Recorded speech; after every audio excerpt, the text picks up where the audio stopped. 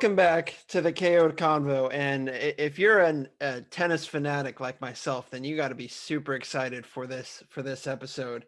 Uh, Craig O'Shaughnessy is with me today, and I could spend an entire episode talking about what the heck he's done for the game of tennis, how many matches he's analyzed, things of that nature. But um, for now, I won't spoil too much. Just call him the brain behind the game. Craig, how are you?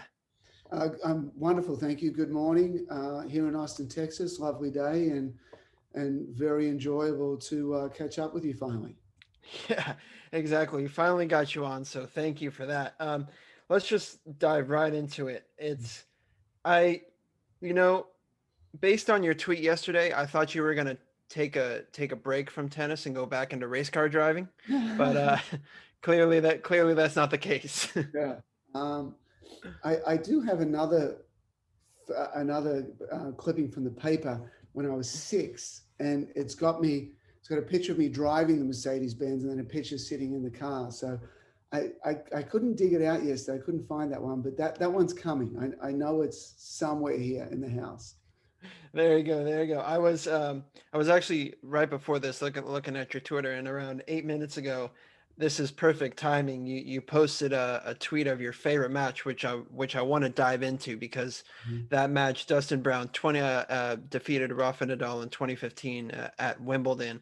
Um, it's crazy how you were able to break down and really find Rafa's little, not weaknesses, I would say, but areas you were Tendency. able to exploit. Yeah, yeah.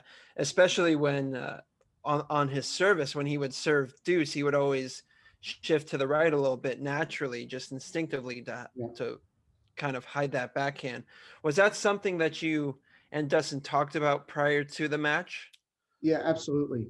It's some of the things Dustin was actually already doing. So we talked about it. He goes, "Yeah, I do that," and I'm like, "Perfect." But he's got to know before the match is that these things are going to work more than normal, and these other things maybe not so much. So the fact that Dustin was already standing, it's such a big deal in that match. In the juice court returning, normally the returner is going to have their right foot on the singles line, righty to righty. So when you play a lefty, righties typically don't move that much. Maybe a little bit, but Dustin's way over. I mean, he's way towards the middle of the court, and so what happens there is when Rafa's serve comes down the tee, especially on the second serve where Dustin can be a bit more aggressive. Dustin's able to step forward to the ball. He's able to lean on the ball instead of leaning sideways and catching it late. So if he does catch it late, it's probably a weaker ball. It's probably going back to the juice court, and Rafa's probably running around and poleaxing a forehand.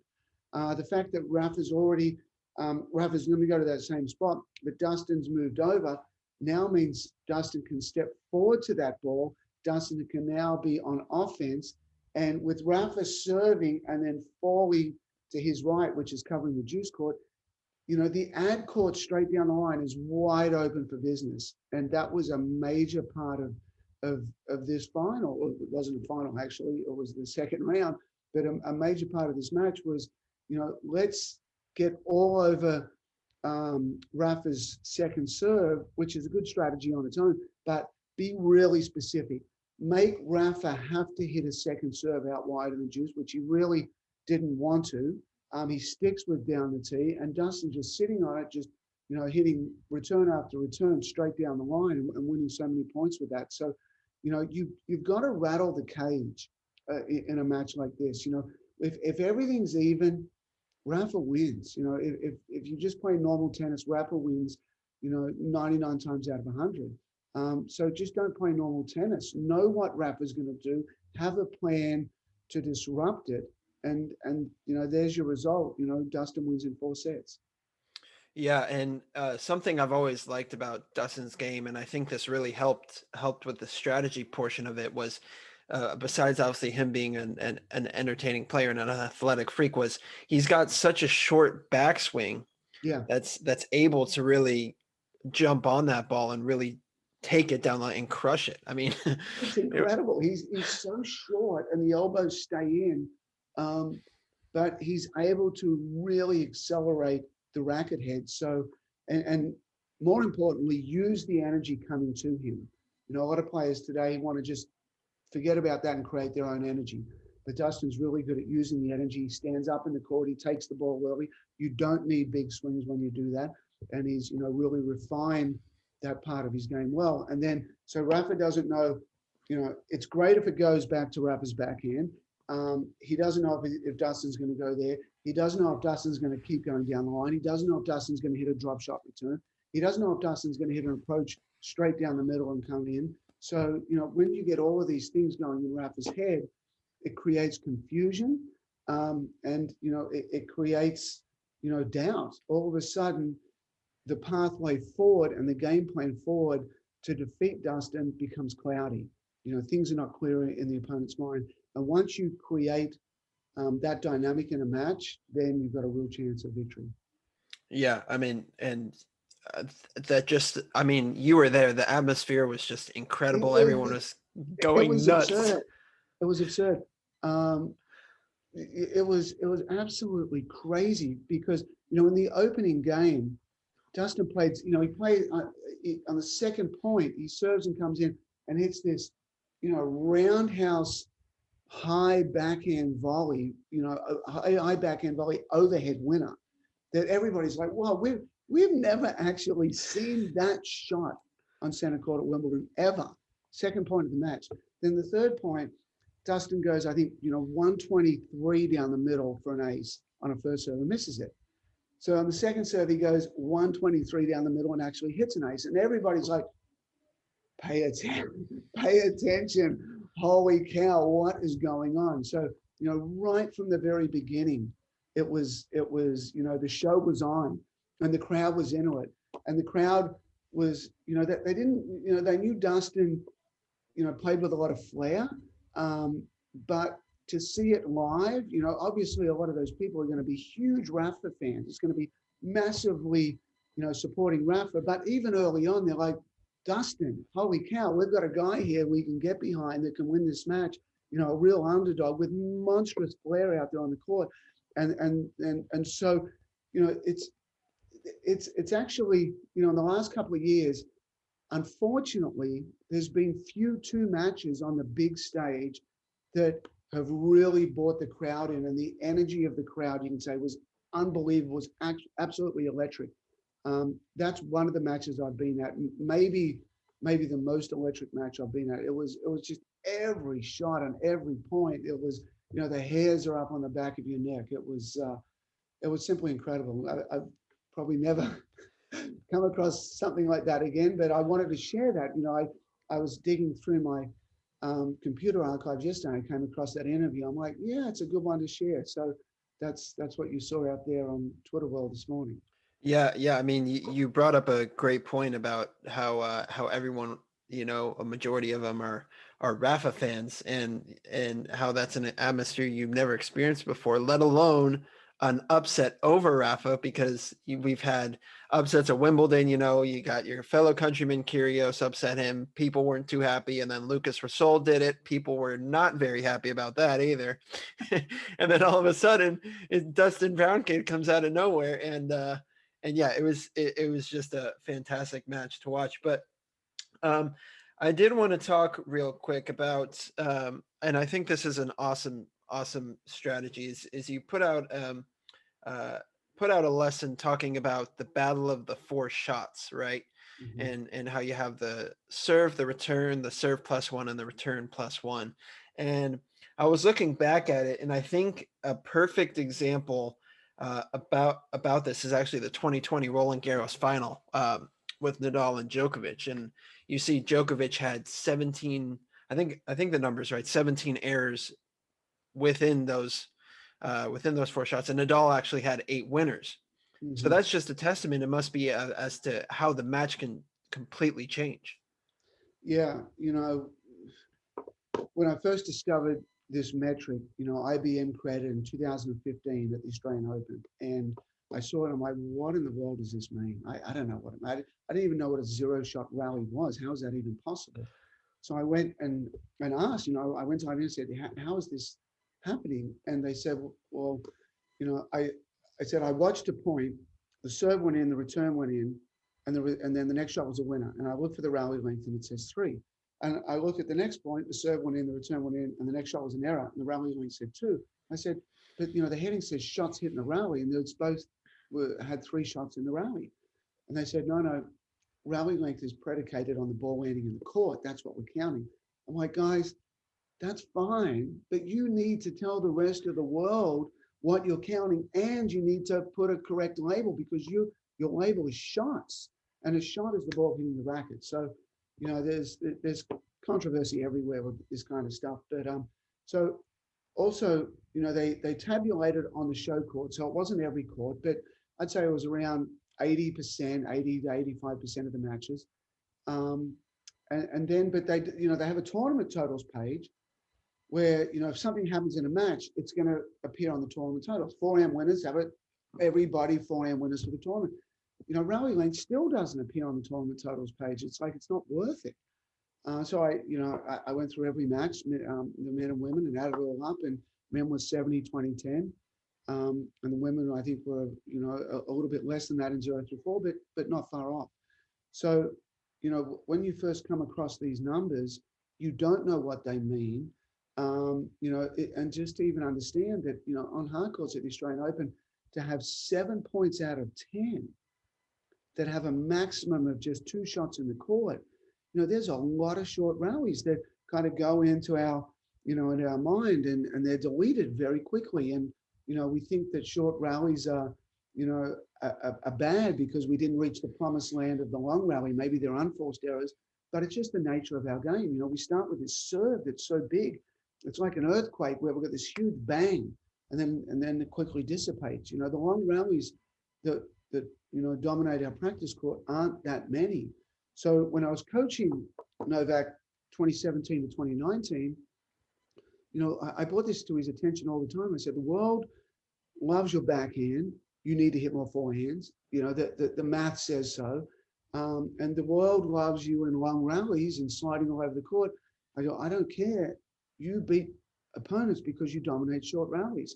So what you're alluding to here is in that final against Rafael at Roland Garros, Novak got chopped in the short rallies.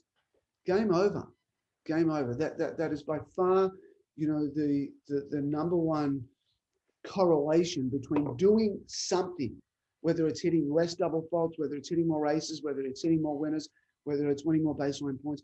The greatest correlation between winning and losing in tennis is winning the 0 through 4 rally length. If you see a player has won that, they're winning the match on average 90% of the time. Something typically has got to be weird and unusual, whether it's weather related, whether it's opponent related, for a player to win the match and not win the 0 through 4 rally length. So, as soon as it's always the number one stat on a stat sheet, and you very correctly identified as a major turning point or a major dynamic of the Roland Garros final. Rafa did great in that area, and Novak certainly didn't. But watching that match, most matches you watch, Novak's like, I know what he's doing. I know what the strategy is, and a lot of times it's because I delivered the strategy. I can see it happening out there.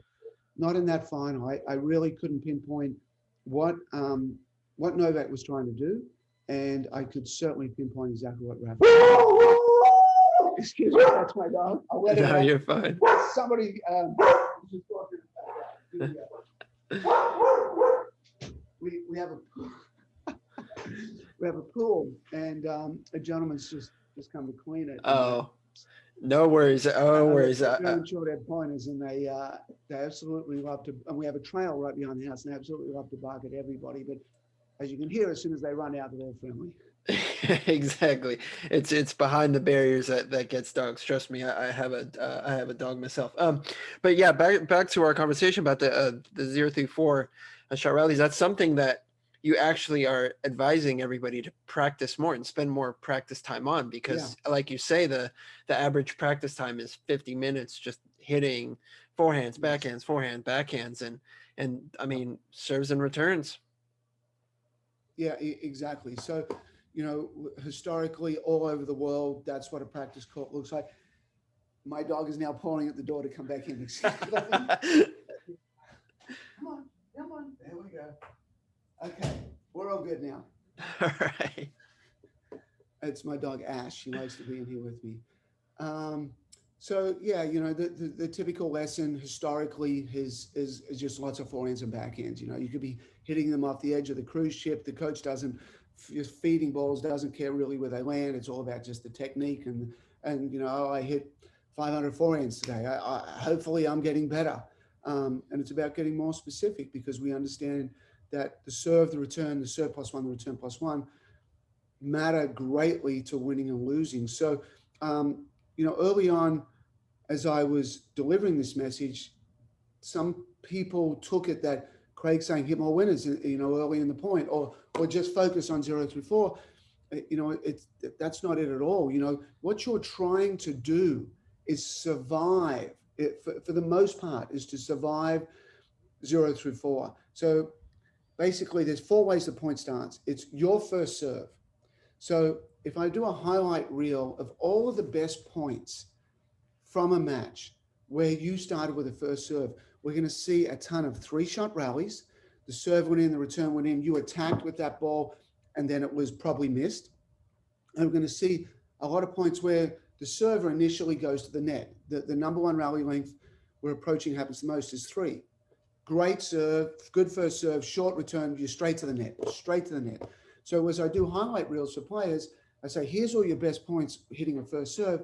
They're full of three-shot rallies and they're full of approaching. Now, with second serves, none of that is there. You're actually on defense. So what I'm telling these players on second serves is, I don't want to make a highlight reel of your double faults. Let's take the double fault off the table. And I don't want you to make serve plus one errors.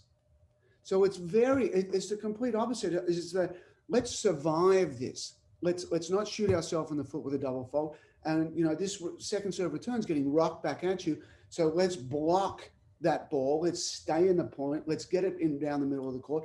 Let's stay neutral. When you're returning first serves, if you can get it back in play and then defend probably with the backhand, you know, survive those first two shots, great. Second serve returns, you're attacking. You're going straight down the middle of the court. You're trying as much as possible to force a serve plus one error. And then on the next shot, you're looking for a forehand. So those four ways a point start, the highlight reels are absolutely different in every scenario. So yes, you're trying to either force an error with a first serve or a second serve return, or you're trying to survive with a second serve or a first serve return. There you go. I mean, honestly, I hope if whoever's a tennis fan that listens to this, you better get on your serves and returns because that's the way it's going to go. And just a quick story before we go on. Yeah, go for it. I used to play every day as a kid, every day. You know, as a junior in Albury, Australia, on the grass courts. And I remember this one day, you know, I was playing in a final, and I was just exhausted. You know, I'd had, you know, the semi, the quarter, lots of matches. So I just went out, and we're playing on grass anyway. Normally I'd go out and, you know, you rally, hit some volleys, hit some serves, maybe a couple of returns, that's it. So I'm playing this final, I'm exhausted. So I just go out there and I tell the person that I'm hitting with, I'm like, we're only hitting serves and returns. That's it. 20 minutes, only serves and returns. I'll serve for 5, you serve for 5. Let's change hands. I'll serve for 5, you serve. I won the final easily. I serve great. I return great. And that's basically it. If you can dominate those first 2 shots, you're off to the races. You stay ahead. Tennis is a game of staying ahead at every opportunity. And you know, I found it amazing that I could play such good tennis only warming up like that, but it made a real difference in that final. Yeah, I mean, golly. Well, I'm glad you won that tournament. um, I do want to switch gears here and go to the more mental side of things. And when I was looking at your stuff, 2 matches really come up to me. Simona Halep versus Serena Williams 2019 in Wimbledon, and the 2020 U.S. Open men's final, Zverev and Thiem. Yeah. Obviously, different kind of contrasting mental strategies, I guess you would say, because Thiem had to grind and come back from that and all this other stuff. But Halep, you mentioned, literally came out and you could just tell that this woman was just on fire. I don't think she'll ever play a match as good as that ever, and that's okay because it was the final of Wimbledon against Serena Williams. I've followed Simona closely. Darren Cahill, is a good friend and a great coach that works with her. So you pay interest to that. I was at the Roland Garros final where she self-destructed against Ostapenko. No, against Sloane Stephens. I was at the Ostapenko final as well. But Simona Halep historically gets way too down on herself. She gets too negative. She can be doing great and lose a couple of points, and then she's staring at Darren and she's going like this and what's going on, and the storm cloud rolls in quickly and it's too big and she makes too much of the errors, and she readily admits that. So when I saw how positive she was at the start, you could just tell from her body language how she was up on her toes. The shoulders were back. She was ready for battle. She was so focused. She was so ready. When you say, okay, well, a lot of times for matches where players can get scared and timid and they don't know what the outcome's going to be. And, they get so nervous and so tight before a match. If you think back to things or events that you just can't wait to be at. So, sometimes I equate it to like going to a rock concert. Like, let's say you're going to go see Pearl Jam or, a band that's just got so much energy and you just can't wait to get into that arena and listen to their songs that you know so well and feel the energy pumping through you and coursing through you. You just can't wait to be out there. That's what it felt like Simona Halep was like, which is so rare for tennis players because there's so many things to think about. There's so many ways to sabotage yourself. There's so many ways to be tight.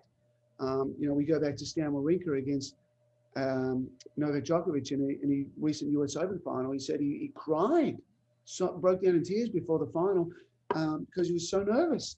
And the first set he's playing so far back. He's just so tight, and that's more normal than what Simona Halep did. So it was incredibly refreshing to see her in that state of mind and to play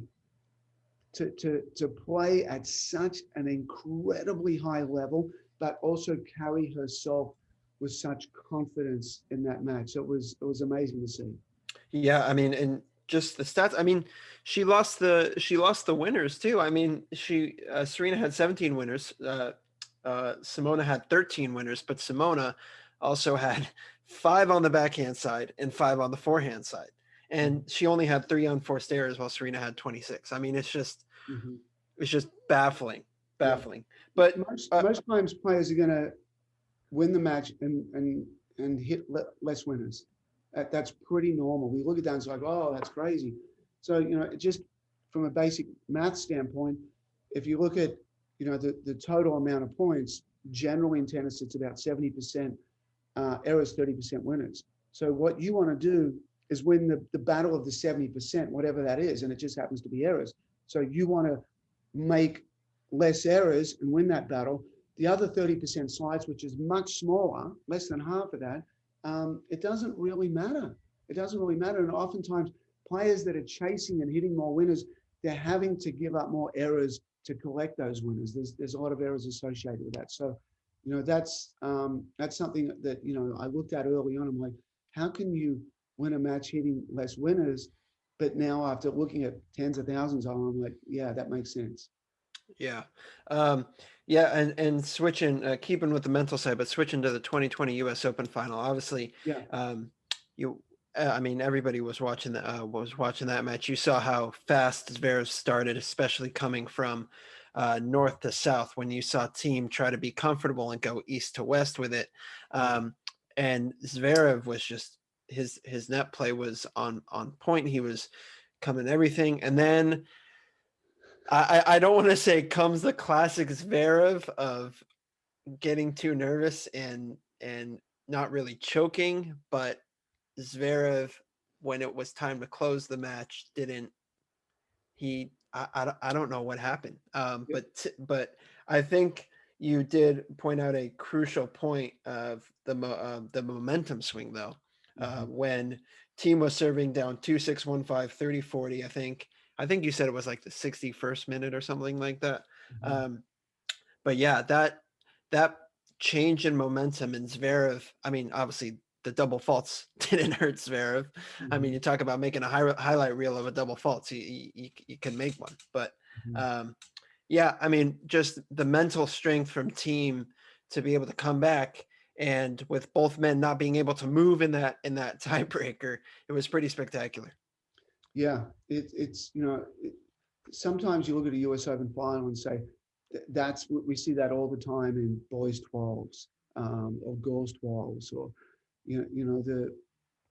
the emotional side of it, the mental emotional side was Dominic Thiem was as tight as he's ever been in his life, and that happens in junior tennis as well, where somehow before the match, leading into it, everybody put Thiem as the favorite. He should win. And that was a perfect strategy from Zverev because it released the pressure.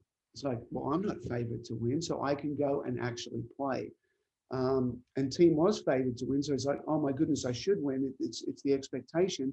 So he was just unbelievably tight when he went out there. And again, really common in junior tennis.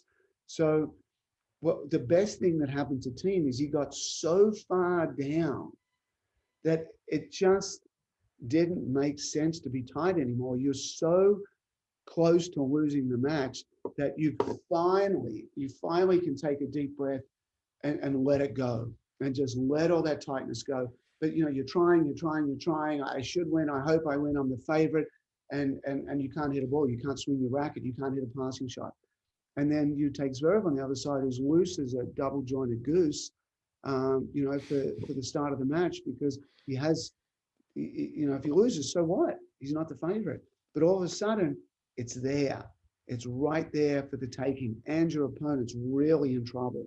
And all of a sudden, if you start reaching for the finish line, big problems. So, within, a matter of, seconds or a minute or so, Thiem went from being, I can't swing the racket, I have no chance of winning this final, to I'm so far down, I've finally relaxed, I can now play. And the actual opposite went on the other side for Zverev and said, oh my goodness, I've got a wounded opponent that all of a sudden now can play.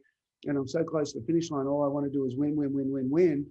And the mental, emotional sides completely flipped for those guys. And, I enjoyed the final. I enjoyed that mental and emotional battle that each of them were fighting. A lot of people said, well, the quality of the match wasn't fantastic. I don't care. The quality of the drama was off the charts. So, there's a lot of different ways to win tennis matches. And we haven't seen a final like that for a long time. Normally Novak or Rafa or Roger, they're not, tight as a drum when they're going out there. So I enjoyed it. Yeah, I mean, I did as well. It was amazing. All right, Craig, I'm going to hit you with a very bold prediction for this year, and you can obviously give me your thoughts. But Okay. the Italians are obviously doing something right, or have improved their game tremendously. So I predict that Yannick Sinner will break out and make a Grand Slam semifinal this year. What are your thoughts? How far do you go at Roland Garros? Quarters or I round of think 16?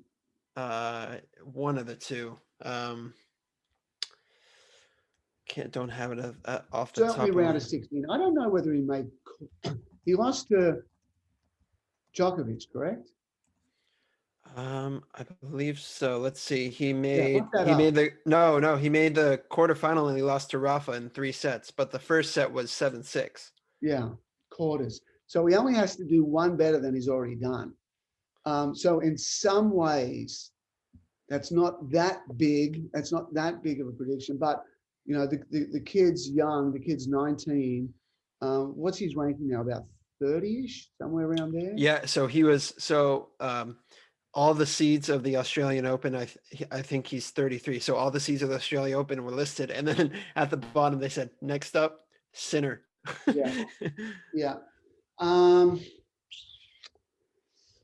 this year, I would say that's a 50-50 bet, actually. I would say tough, tough to make a semi, but he's already made a quarter. So you pick a good horse. He's only young, but he's so mature. The ball explodes off his racket.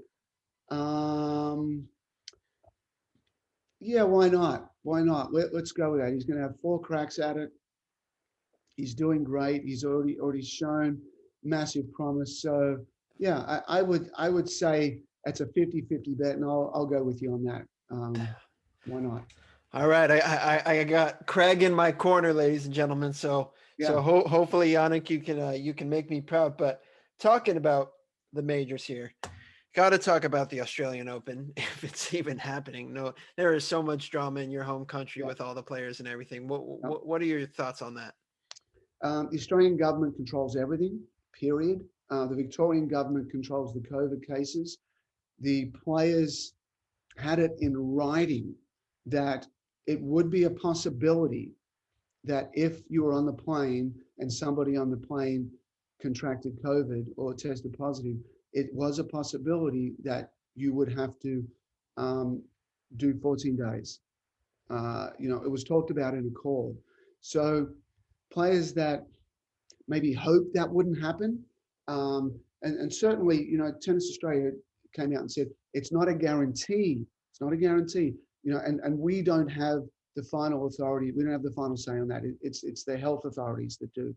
So, and now we see, one of the Spanish girls testing positive after day 7, which immediately says, this is the reason why you guys have to do a 14-day lockdown. This is a girl that said, I'm fine on day 1. I shouldn't, I want to go practice. Let me practice. I'm fine on day 4. But she's sick on day 7. So, I think the health authorities in Australia did exactly the right thing. Novak put forth those, the wish list of, maybe can we move people into private housing? Can we make all these adjustments? It's a dead flat no to all of that. The real issue here that we've got to also remember is there's tens of thousands of Australians that are living overseas at the moment that want to come back that can't. They are priority number 1. That's their country, or it's our country. And to say that you can't fly back to your own country, that's a really big deal. You've got family there, you've got kids there. Sometimes there's weddings or there's funerals or, there's business that you need to be there. You need to be home. And there's people that can't get home. They are priority number 1 for the Australian government. Priority number 1. So the fact that, Craig Tiley's been able to even put together the Australian Open and losing tens of millions of dollars paying for all of the hotel and all of the airfares that come over. Yes, they've got a slush fund that they've, very smartly put together over the last couple of years for something like this. But I think once it's all said and done, I think it'll all come out fine. Now, the flip side of this is you've got to be able to let players express themselves as well. You can't say, okay, no going on social media, no complaining. I mean, just imagine being a player and you were so excited to go to Australia for the Open. You've trained for 3 weeks or a month. You've hit the gym. You've got your body in peak physical condition. You arrive there. You've tested negative the whole way through, and they say, no, you got 14 days of hard lockdown. Then you've got 1 day to get ready for ATP Cup and 8 or 9 days for the Aussie Open. You'd be devastated. I mean, just put yourself in their shoes. You've got to be devastated, and it's okay. It's okay for them to come out and say, this is really rough for me to have to deal with, mentally more than anything. So yes, we've got to let players vent a little bit and let that out. Yes, there's an education process to say, hey, this is the reason it's happening, because a player tested positive after 7 days. So, there's drama all the way around. Yes, Novak's got a better deal with his outside balcony in Adelaide. There's no doubt about that. If you're sitting in Melbourne, you're going, I can't even open my window. How does Novak, get this preferential treatment? So, there's problems there as well. But I think when it's all said and done, when we've got through it, I mean, how just think about the elation of these 70 odd players that after 14 days when they come out of COVID, how happy they're going to be to get back to a normal life. And I think a lot of them will actually play really good because they've just had 14 days of total adversity, which should help them on the tennis court. It's like, my life got turned upside down. Playing a tennis match and having adversity really isn't as bad as I thought it was. So I think when it's all said and done, everybody will be going up and down and having problems and getting through it. And I think at the end of the day, we'll all be saying, thanks to Tennis Australia, thanks to the Victorian government, thanks to the Australian government for allowing this event to happen. We greatly appreciate it. Yeah, and once it's all said and done, obviously in terms of quality of tennis, who do you think lifts the trophy?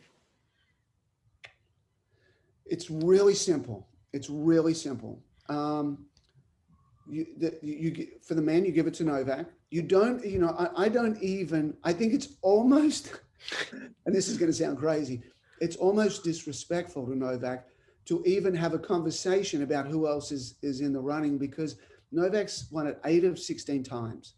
He's in form. He's the number one player in the world. He's won it the last 2 years. Until Novak gets knocked out, it's one guy in the field. And at the moment, you take the one guy. I remember having a friendly wager with somebody at the US Open, and I said, I'll take Rafa. You can take the 127. I don't care. I got Rafa. And Rafa won it that year. And it's simply because he came out in Toronto in a lead-up tournament and says, I have set my sights on winning the US Open this year. That's all I need to hear. As soon as he says, this is a major priority for me, I'm like, I'm all in with this guy. So for the man, it's Novak. And until Novak loses, it's Novak. And it's no one but Novak. On the ladies' side, who knows? Who knows who's going to be more adversely affected by being in lockdown, whose game is going to be playing great. It's far more open. On the women's side, I have no idea. I would honestly I'd put 10 players in a hat and I'd pick one out and I'd tell you who it is, Simona Halep or, Pliskova or, whoever it is. I don't know. I don't know who's going to win there. Yeah, well, I feel like with every tournament, it's always a toss-up with the women. The women are always a lot more. Which I think is great. The men is always a lock, and the women, it's much open. I think that the contrast is good for our sport. No, I think so. I think so as well. It's pretty amazing. Obviously, I do want to talk about my greatest of all time, not your statistic greatest of all time, but Roger Federer, obviously not playing the Australian Open. How do you figure he comes back this year from that injury? Ash, something's happened outside, and Ash, I'm going to leave the door open so she can come. There we go. Come back and forth. I need to bring her up here so you can see Ash. Sorry, the question was about Roger Federer? Yeah. So obviously the Federer is not playing in the Australian Open, but he is coming back from injury. Took the rest of the year off last year to really get his health back. How do you feel he comes back this year in terms of tennis? I think really good. We've had this situation once before, and he came back and started winning slams. I think Roger's always going to be Roger. He's taking care of his body. He's so light on his feet. It's not like Rafa, that the body gets punished. So, Roger's it's a young body. It doesn't, it moves around the court very efficiently. He's fresh. So, I'm not, putting Roger out to pasture at all until Roger does that himself. I think his game style is very, very efficient. I think his body has been taken care of. Yes, he's taken care of the injuries. Yes, he's fresh. I think Roger will do just fine. Yeah, I definitely think he's got more majors in him. That's for sure. A little bit of luck, but he grows another leg when, if Novak gets knocked out early, or Rafa gets knocked out early, or one of those guys isn't playing because of injury and they're gone. I mean, he's grows another foot. So the field's mine. I'm going to go take it. Well, yeah, I feel like that they all do when when the others are knocked out. The big three, obviously, but no, you got guys like Team coming on the scene. He just won his first major. It took a while. And Team's not really next gen because he is like 27. He's Sure. not one of his next gen guys. I do want to bring it back though to kind of round it out here with sort of the state of American tennis, because you do see these young talents, you do see the TFOs, you do see the Mackie McDonalds, you do see the Fritzes, right? And now JJ Wolf and his beautiful hair is bursting on the scene. I actually saw JJ live play at Ohio State, and he's phenomenal. Yeah. But what do you think the state of American tennis is right now, and what could they really be doing better? Well, congratulations to the USTA for putting so many young guys, on the scene. Basically they're between, maybe they're 40 and 140. They've done a really good job of launching them into that stratosphere. And they're still very young and they're still learning the craft. And yes, some other guys have kind of popped up. Zverev did better when he was younger. But they're not far off. I think the next stage is like, okay, how do we get Fritz or TFO or Mackenzie McDonald? How do we get them to 20? How are they ranked 20 in the world? And then how do we get them to 10? That's the next step. And it's all about, they're already so close, but it's such big steps to take those last little steps to go from 50 to 25 to 20. For me, it's all about a deeper understanding of the opponent and making sure that when they're out there playing their matches, it's a combination of doing things that they want to do and also matching up their game against those opponents. I mean, I've coached against them, pretty regularly throughout the season last year, and they still have holes. There's still, as I'm putting a game plan together. And, it's like most players, Novak's got holes, Roger's got holes, Rafa's got holes, everyone does. But I would say for these younger guys, it's about understanding where the holes are and making them less of a hole, strengthening those areas, really paying attention and understanding why they win tennis matches, cutting down on the looser errors, which again is studying the craft. It's examining their matches. It's making sure that they've got somebody that's doing strategy analysis for them so that they are not guessing on why they're winning and losing these matches. So, there's a good way to understand it is that you look at the top 20 in the world, there's only 20 players that can fit in there. But how many are good enough? How many are good enough to be in the top 20? Some players have gone in there for brief periods and gone back out. Some players are merging and pushing there. So let's say there's 40 players that are all eligible to be a top 20 player in the next couple of months, that all could find themselves in there. So the first problem for these guys is there's 40 people holding their hand up. There's only 20 spots. 20 people are eligible, but they're still going to miss out. They're good enough, but they're still going to miss out. So you've got to be, on either the lucky side of that, or you've got to either work hard or you've got to work smarter. And so, having that realization and understanding, how do you create that edge? You create that edge by studying your matches, by studying opponents, by making your weaknesses less, and by sharpening the sword and making the strengths even better. Yeah, and they are breaking the classic American stereotype of big forehand, big serve, and that's it, from like John Isner and Opelka. But well, geez, Craig, I can't appreciate it enough for you stopping by the My pleasure. The KO to Convo. So it's really awesome.